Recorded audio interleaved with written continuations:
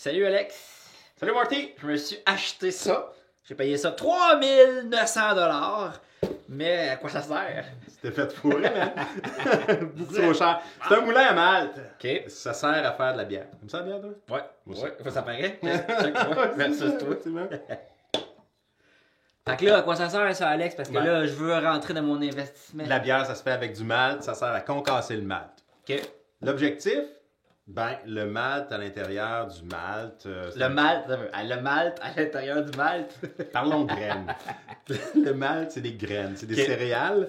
Et à l'intérieur des céréales, dans le fond, le processus de maltage, ça a créé de l'amidon. Ce qu'on veut faire, c'est ouvrir la céréale, la libérer de son écorce pour qu'après, la prochaine étape, c'est l'empâtage. Ce qu'on va faire, c'est qu'on va infuser notre malt dans l'eau chaude, ce qui va créer un processus enzymatique, là, qui est la saccharification. Bref, C'est ce vraiment qu'on des fait, gros mots. c'est qu'on veut transformer notre amidon en sucre fermentescible. Parce qu'on veut du sucre dans notre bière pour avoir de, Alex. L'alcool! Et On voilà. veut pas de sucre dans notre bière. On veut transformer le sucre. Ok. Là, dans le fond, c'est la levure qui va transformer le sucre en alcool. Il peut y avoir des sucres résiduels, mais ça, on verra ça par la C'est suite. pour ça qu'on concasse notre malt. Effectivement, pour libérer l'intérieur du malt de son écorce. Puis là, il se passe quoi si je concasse ça beaucoup trop fin? Ben, tu me parles justement, le moulin doit s'ajuster, on en reparlera tantôt. Donc, il y a un ajustement à faire. Si on le casse trop fin, ce que ça fait, c'est que ça crée une poudre. Puis à l'étape de l'empâtage, l'étape suivante, ce qui se fait, c'est qu'il se crée une agglomération à la sortie de notre cuve quand on arrive pour extraire le mou, puis on n'est pas capable de l'extraire.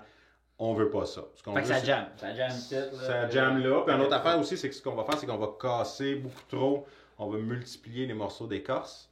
Puis ça va amener de l'astringence. On veut pas d'astringence. Ouais. On veut pas que ça bloque. Puis on veut aussi utiliser l'écorce comme un filtre naturel. Donc on veut pas que l'écorce Je soit trop cassée. dirais qu'au mot astringente. C'est comme une des rares fois que j'ai entendu ce mot-là. C'est un goût de merde. Ouais, T'en ok, veux pas ok. dans ta bière, Ok, disons. c'est ça le résumé. C'est ça la définition. T'as-tu déjà vu une bière astringence? Ouais, non, mais ok. Fait que si je fais ça trop fin, c'est ce qui va se passer. C'est ce qui va se passer. C'est le contraire. C'est le contraire parce que ça ne sera pas efficace. On n'arrivera pas à extraire suffisamment de sucre par livre de malt. Donc, ça va nous coûter plus cher de malt pour la même quantité de sucre pour atteindre notre niveau d'alcool. Donc, ce La qu'on bière veut, sera pas moins bonne. Non, non. Ça va juste être plus compliqué à arriver au même résultat. ça va coûter plus cher. Ok. Exactement. Puis ce qu'on veut, dans le fond, c'est qu'il y ait le plus de surface possible de l'intérieur qui est gorgé d'amidon en contact avec l'eau. Trop, c'est de la poudre, on n'en veut pas, mais juste assez. Il y a un ajustement, là, les gens s'entendent sur grosso modo 1,143 mm, mais Ok, les gens. les s'entendent. brasseurs. Ok, ok. Mais tu sais, ça dépend du moulin, puis chacun a ses façons de faire, donc ce sera libre à vous. Il y a des outils là, qui nous permettent de mesurer la distance, parce que c'est des rouleaux qu'on retrouve dans le moulin, dans un moulin comme ça. Il y en a qui ont 2-3 rouleaux plus. Oh. Ouais. Oh, Moi, oh, il y a du monde qui a de l'argent ici. les miens n'ont que 2 rouleaux. Ouais, c'est ça. Puis là, comment tu fais pour, tu sais, t'as un petit outil, mais est-ce que les brasseurs ont tout ça dans leur porte-clés ou On tu fais a ça ça dans notre porte-clés. Fait que là, tu check, mettons, l'espace entre les deux rouleaux. Ouais, je check. Ben moi, je vous le dis, là, j'utilise régulièrement la carte Inspire, la SAQ. Oh, Je trouve que la distance est bonne avec Ok. le mal que j'utilise. Ah, t'as une carte un peu, parce que là, t'as une carte de la SAQ, ça veut dire que t'es vraiment un assidu à Non, la non, SAQ. il remettait la carte à tout le monde Ah, ok. avec des privilèges. Regarde, je te donne une demi-scène si tu m'achètes Ok. 20 bouteilles Ah, de vin. la Premièrement, routine, quoi. je bois pas de vin.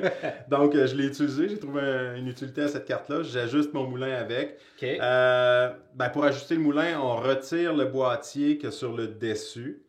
Ensuite, ben, on libère, on voit les deux rouleaux striés. Chaque côté, il y a des vis qui nous permettent d'ajuster. D'abord, il y a une vis qui barre les rouleaux. On débarre les rouleaux. Puis après ça, avec les deux... Pourquoi on barre nos rouleaux pour la sécurité? La sécurité. Pour pas se faire voler nos rouleaux. Donc, sinon, ils sont barrés pour maintenir la distance entre les deux rouleaux parce que là, ils sont malmenés et ils concassent du grain.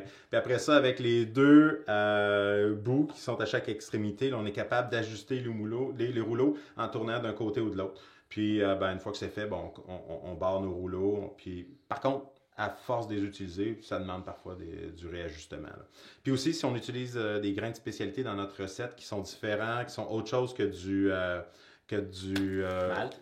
Non, mais c'est tout du malt. Dans le fond, que de l'orge. Parce que l'orge maltée, c'est principalement ça qu'on utilise. Je pensais t'aider. Non, mais c'est ça, ça nous amène. Parce que ça peut être aussi du blé. C'est plus petit. Fait que si on souhaite la concassé, on va rapprocher davantage les rouleaux. Puis, il y a aussi de l'avoine. De l'avoine de spécialité. L'avoine de spécialité qui vient en flocon. Ou il peut y avoir d'autres céréales aussi, du blé en flocon, des choses comme ça. Ça, en avoine, t'as pas besoin de... On concasse pas ça. Envoie dans la cuve d'empâtage, dans la cuve matière. On concasse pas ça parce que c'est déjà c'est prêt. Non, c'est déjà exposé, il n'y a pas d'écorce.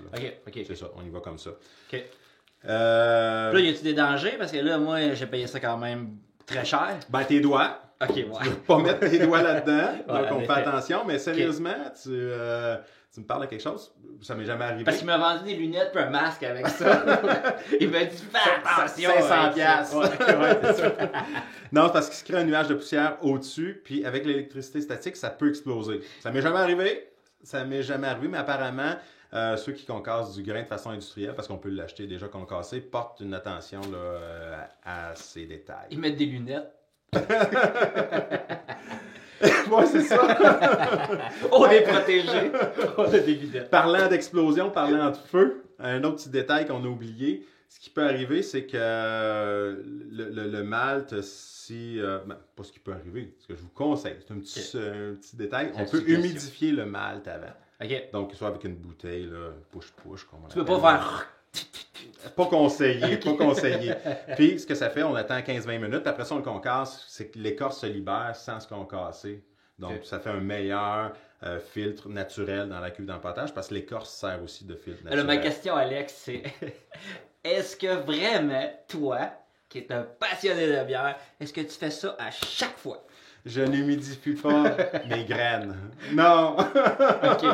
Fait que t'es comme quelqu'un qui dit « Manger santé, mais le soir en cachette, il mange des Non, mais c'est parce que au fond de ma cuve matière, j'ai un filtre qui est quand même efficace. Ça dépend du niveau d'efficacité du filtre. Fait que c'est possible qu'on demande que certains, que ce soit nécessaire pour eux. Ben, en fait, nécessaire, plus efficace comme ça. C'est à vous de voir.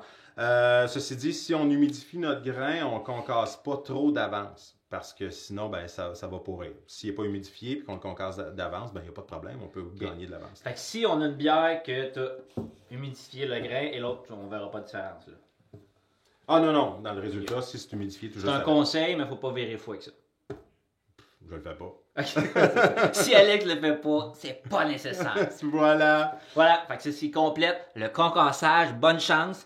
Je vends ma machine. Je te 300 piastres! On va le voir avec d'abord, laisse faire.